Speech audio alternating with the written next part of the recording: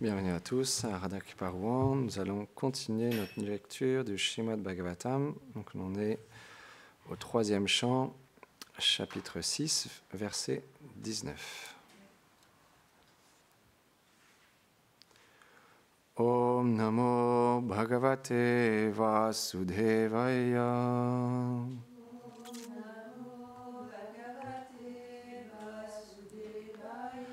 Om Namo Bhagavate Vasudevaya.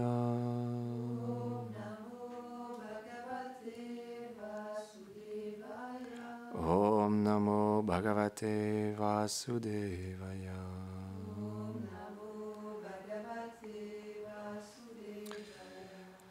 Mitram tasya vinirbhinam Svadishnyam ka upavishat Retasam shena yena sav Anandam pratipadyate. Ensuite apparut un pénis, la demeure du Prajapati, qui est le demi-dieu de la création, qui y entra accompagné de son pouvoir de reproduction avec lesquels l'être vivant se réjouit du plaisir sexuel.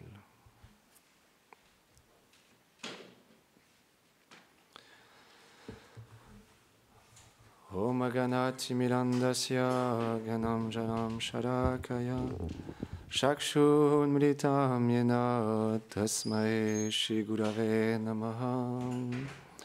Namaham Vishnu Padaya Krishna Pestaya Bhutare Shrimati Bhaktivedanta Swami Niti Namine Namaste Sarasvati Deve Gauravani Pracharine Nirvishesha Shunyavadi Pashyatya Deshatarine. Jai Shri Krishna Chaitanya Prabhu Nityananda Shri Advaita Gadadhar Shivasadi Gaura Bhakta Vrinda.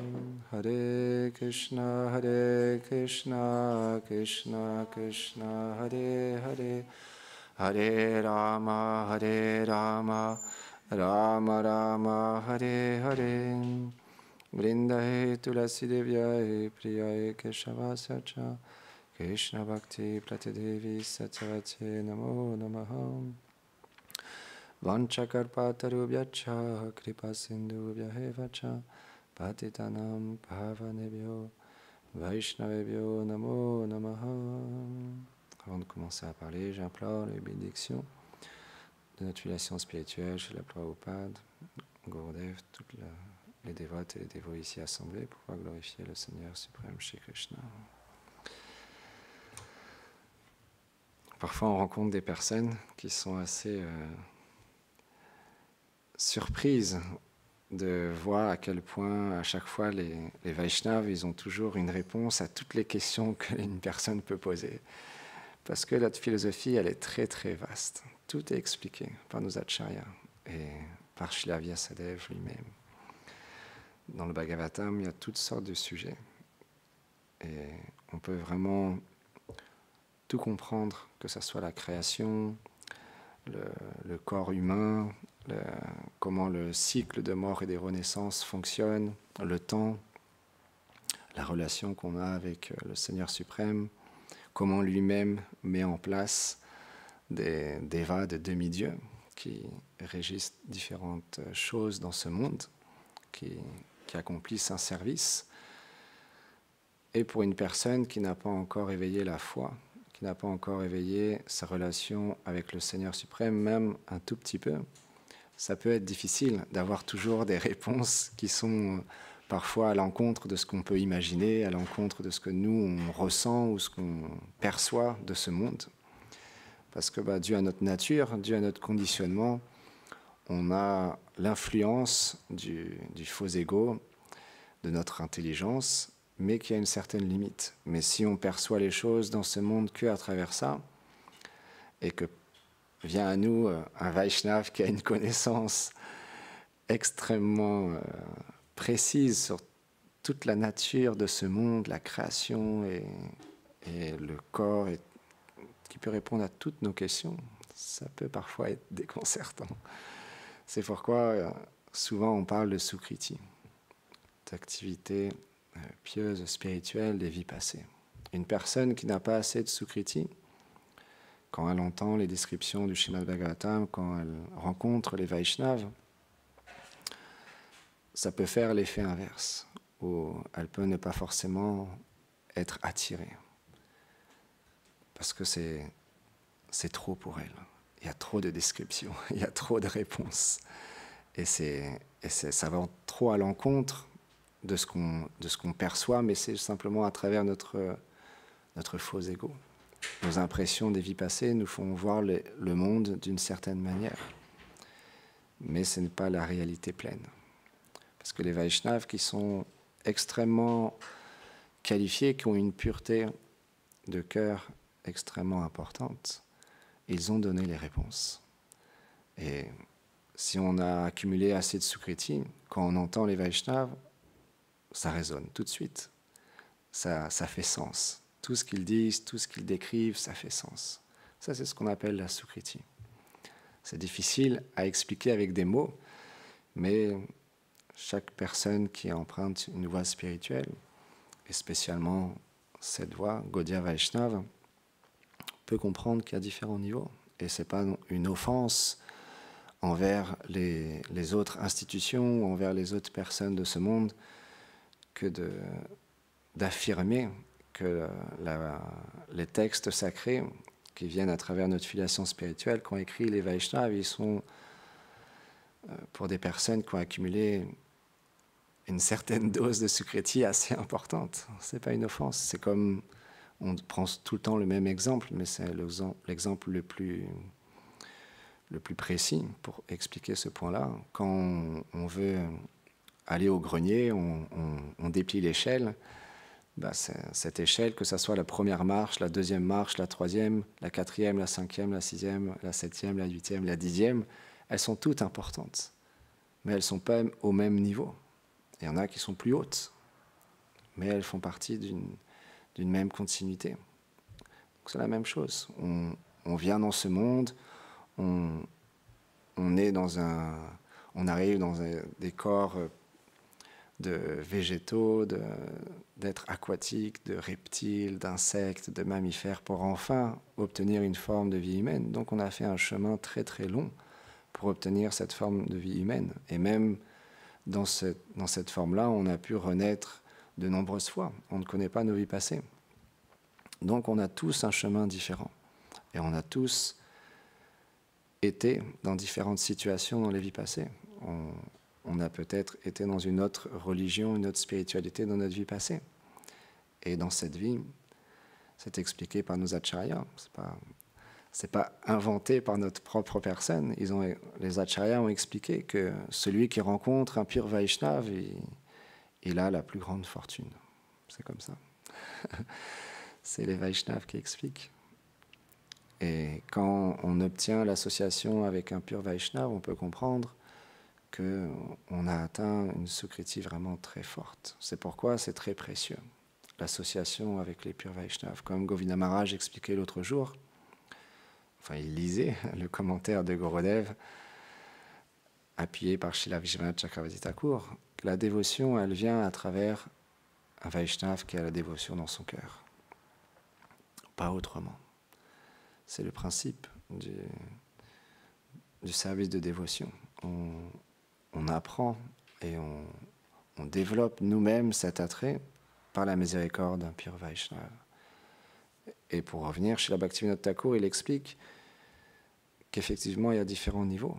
Il y a des personnes, ils vont approcher le Seigneur par peur, avec une certaine peur, parce qu'ils adorent le Seigneur, parce que s'ils n'adorent pas le Seigneur, il va y avoir telle répercussion.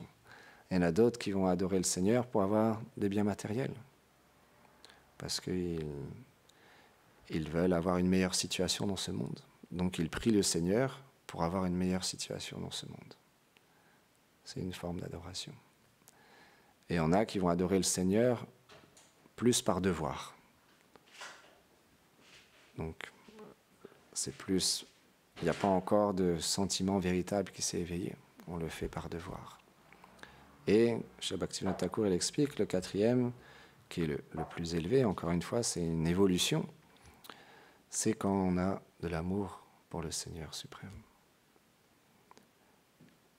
Et j'écoutais une classe d'un Vaishnava, il expliquait de la même manière aussi, on peut suivre les leaders avec ces mêmes sentiments. On peut suivre un leader par peur. Et si on suit un leader par peur, même déjà rien qu'au niveau matériel, ça ne va pas être évident.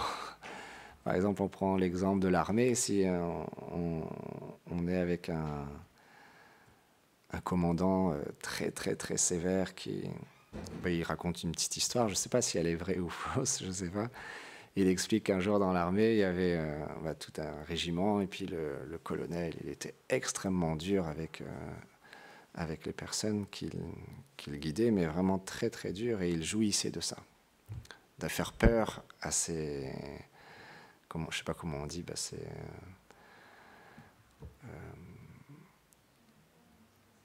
c'est commis, non? C'est pas l'arabe qui fait penser à ça, il dit ça en cuisine. C'est contremaître. On n'est pas expert en armée. Et donc, un jour, il y a un feu qui est apparu dans le bâtiment, donc ils sont tous montés sur le toit. Et puis, tous les apprentis, ils ont réussi à sauter l'un après l'autre, parce qu'il y en avait qui tenaient une grande toile très solide pour leur permettre de sauter. Et donc, ils ont atterri dans la toile. Et après, il ne restait plus que le colonel. Et donc là, ils ont dit, allez-y, colonel, sautez, sautez. Et là, il a sauté. Qu'est-ce qu'ils ont fait? Ils ont enlevé la toile. Il expliquait, c'est la nature d'un dirigeant, d'un meneur, s'il fait en sorte de faire développer la peur dans les personnes qui le suivent, ça peut se retourner contre lui. Donc c'est très risqué.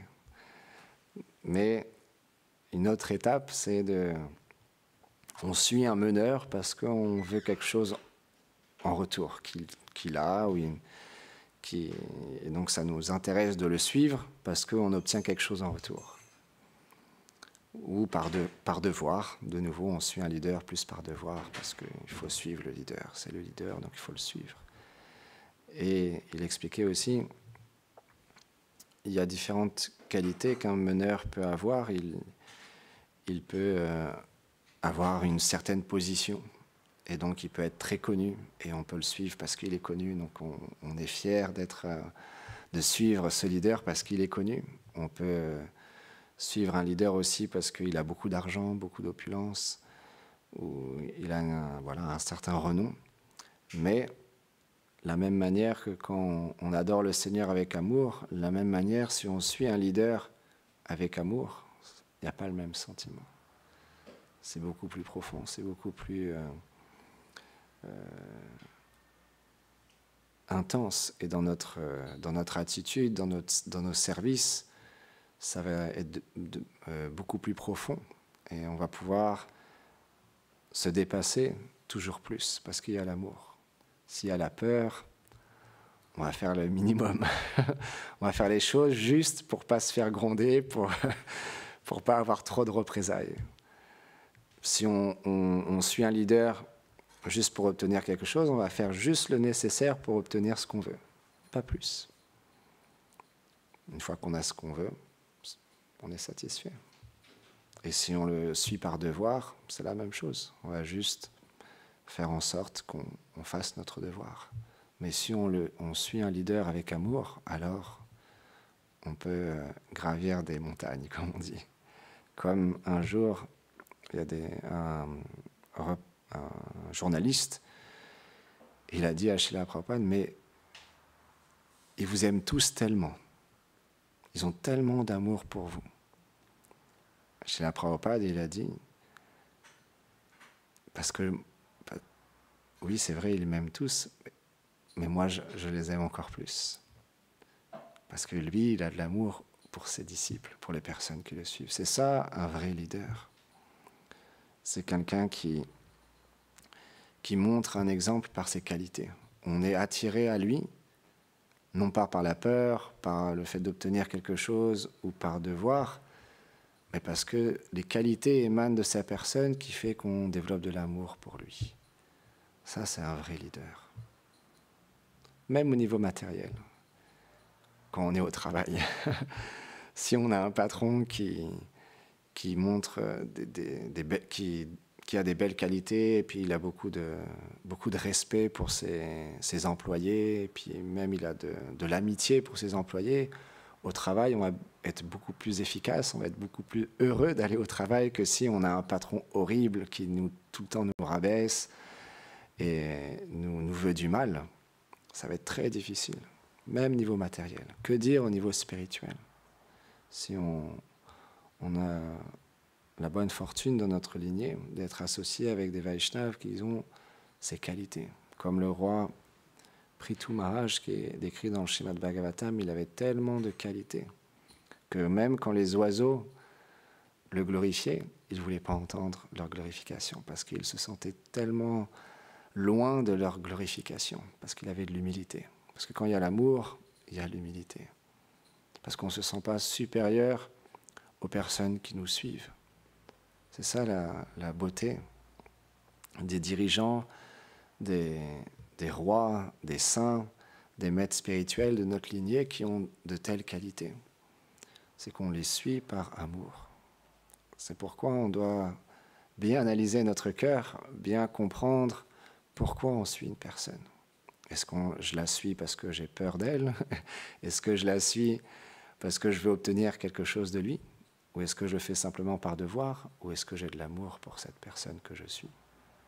Ou ces personnes que je suis par rapport à notre lignée spirituelle? Et comme Gurudev il dit souvent, c'est une question d'expérience. Plus on développe cette expérience de goûter cet amour dans les échanges, dans le service, et plus cet amour grandit. C'est quelque chose qui est graduel. Et il y a tellement de divertissements de nos acharyas qui montrent à quel point ils avaient tellement de qualités. Par exemple, j'ai oublié son nom. Madhavendra Puri. Comment on peut oublier Madhavendra Puri? Il était en pèlerinage pour aller chercher du bois de santal pour ses déités. Et sur son chemin, il est arrivé dans un temple et le pujari, il allait offrir du riz au lait. Et ça sentait tellement bon, c'était tellement attirant qu'il s'est dit « Oh, ça serait tellement extatique que je pourrais goûter ce riz au lait pour ensuite l'offrir à ma propre déité. » Mais le riz au lait n'était pas encore offert à la déité. Donc il a considéré qu'il avait fait une offense. Et il est parti. Et dans la nuit, le Seigneur suprême, sous la forme de la déité, est apparu dans le rêve de ce pujari. Et il lui a dit « Oh, il y a mon cher dévot qui désire tant avoir ce riz au lait. J'ai caché un pot derrière moi. Réveille-toi et va lui apporter. Il m'est tellement cher. » Et là, le pujari se réveille. Il prend sa douche, il s'habille, il va sur l'autel et il voit le riz au lait caché derrière la déité. C'est ça souvent, c'est quelque chose qui est important quand on vient faire des retraites dans un temple, où on vient passer quelques jours, ou même on vient le dimanche, on voit les déités et puis c'est nouveau. Si on n'a pas beaucoup de sukriti, ça peut paraître un petit peu étrange de se tourner vers les déités, de chanter, et puis de les adorer, un arti, leur offrir de la nourriture, les habiller. Mais parce que il y a une relation avec les déités qui est là. Et à travers cette relation, il y a des choses mystiques qui se passent, comme ce divertissement le prouve.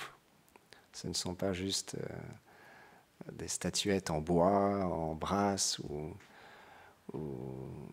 en marbre qui ne réciproquent pas avec nous, qui ne peuvent pas nous parler, qui ne peuvent pas agir. Bien au contraire, il y a même des déités qui ont marché. Tellement de divertissement, des déités qui se déplacent. C'est inimaginable, mais ça existe. Et il y a tellement de divertissements qui prouvent ça, et de déités qui apparaissent dans les rêves ou qui parlent à son dévot. Bien sûr, ça demande une qualification très élevée, mais Madame Nrapuri est un associé du Seigneur Chaitanya Mahaprabhu extrêmement important, qui a tellement de dévotion, tellement d'humilité. Et donc, ce Pujari, il s'est réveillé, il allait chercher le pot, et il a commencé à crier. « Où est Madame Nrapuri? Où est Madame Nrapuri ?» Le Seigneur a caché un pot de kir pour toi, de riz au lait. Tu es tellement fortuné. Où es-tu? Où es-tu? Et il a enfin trouvé Madame Nrapuri, qui était assise au pied d'un arbre en train de chanter.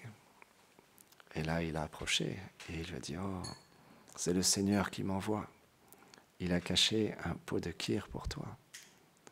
Accepte-le. » Et là, naturellement, Madame Nrapuri était très émue, très touchée par le Seigneur suprême. Et le Pujari est parti. Et quand il a eu ce kir, il a goûté tellement d'extase. Et du coup, il était vraiment satisfait de pouvoir goûter cette sucrerie pour ensuite la reproduire, pour la préparer pour son Seigneur, pour sa propre déité. Et en même temps, il y a un sentiment qui est venu en lui. Il s'est dit, oh, ce Pujari, il va forcément répandre la nouvelle. Et il va y avoir des centaines de milliers de personnes qui vont venir me voir et m'adorer. Je ne peux pas rester ici. Et il est parti immédiatement. C'est ça les Vaishnavas. Ils ont tellement de qualités qu'ils ne souhaitent pas l'adoration. Ils ne veulent pas être adorés. Ils veulent nous amener à adorer le Seigneur suprême. Parce qu'ils ont tellement, tellement de qualités. On peut voir Krishna, quand il a orchestré la bataille de Kurukshetra entre ces deux grandes armées, naturellement, les êtres, ils avaient pris refuge dans Yudhishthir, Bhima, Arjuna, parce qu'ils ne voulaient pas justement vivre sur cette terre avec un dirigeant tel que Duryodhana, qui faisait naître la peur dans les êtres qui étaient pieux.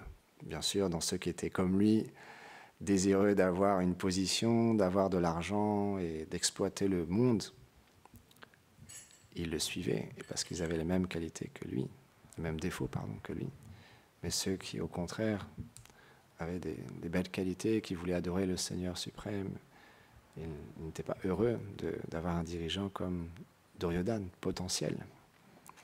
Donc c'est une des raisons pourquoi Krishna il a mis en place cette bataille de Kurukshetra. Parce que Arjuna, il devait faire en sorte que ça soit Yudhishthir qui soit au trône pour donner refuge aux êtres, non pas par la peur, mais par l'amour, par les qualités divines. C'est ça qu'on souhaite, c'est être dirigé. C'est tellement agréable, tellement facile d'être dirigé par quelqu'un qui a tellement de qualités, qui a tellement d'amour que ça déborde. Et c'est juste, en le voyant, on a juste envie de le suivre, de se donner à lui. C'est ce que Srila Prabhupada il faisait naître dans le cœur de ses disciples. Tellement d'amour pour Srila Prabhupada, ils étaient prêts à tout faire pour lui. Absolument tout. Parce qu'il y a l'amour. Je n'ai pas retenu toutes les lettres, mais Prabhupada il a écrit de nombreuses lettres que ce dévot, il citait dans cette classe, où Srila Prabhupada il explique à certains de ses disciples, aujourd'hui tu viens de recevoir l'initiation spirituelle et donc formellement tu dois me considérer comme ton maître spirituel, mais en fait moi je suis le serviteur de, de, de mes maîtres spirituels et je te considère toi aussi comme mon maître spirituel. Et Srila Prabhupada, comme ça, il écrit de nombreuses lettres à ses disciples où il a ce sentiment, où il ne se considère pas comme un maître spirituel, où il voit ses disciples comme ses propres maîtres. Eh oui, voilà, il y a quelque chose de très joli, il dit, je ne sais pas comment dire, parce qu'en français c'est difficile à traduire, mais en gros il explique que il les voit comme des personnes vraiment très importantes pour lui parce qu'ils ont une telle attitude dans leur service envers Krishna et ils ont tellement d'habilité à servir que ça lui fait naître en lui la conscience de Krishna. Donc il a tellement d'exemples comme ça. Alors, malheureusement, je ne peux pas m'en rappeler exactement, la mémoire est tellement limitée. Mais c'est juste pour mettre l'emphase sur le fait que Srila Prabhupada, il était tellement humble, et il avait tellement d'amour pour ses disciples. Il était expert à les mettre en pouvoir pour faire différents services. Et on peut voir dans l'histoire, les choses se sont développées d'une manière très vite, justement grâce à cet échange d'amour. Pas dans un seul sens, mais dans les deux sens. Et c'est ça le principe que Srila Rupa Goswami il a expliqué dans le 4e verset de l'Upadeshamrita, l'échange entre les Vaishnavas, où on dévoile ses pensées, on accueille les pensées d'un autre Vaishnava, on lui sert du prashad et on accepte le prashad en retour, on offre des cadeaux et on accepte les cadeaux que les Vaishnavas nous font. C'est un échange.